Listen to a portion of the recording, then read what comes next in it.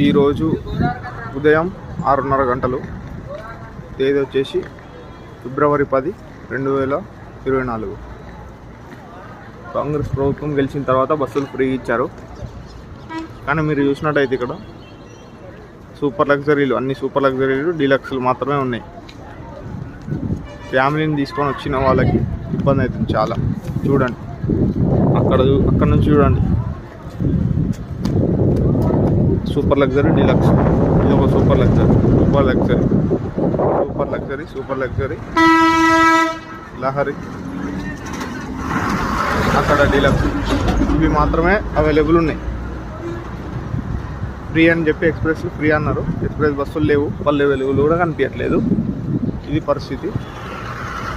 పొద్దున 6:30 గంటలకు శనివారం ఇంతమంది ఉన్నాడు. అంతకుముందు ఎప్పుడైనా మనం వచ్చి ఉంటే అసలు ఎక్స్ప్రెస్లు కానీ ఏ బస్సు అయినా అవైలబుల్ ఉంది.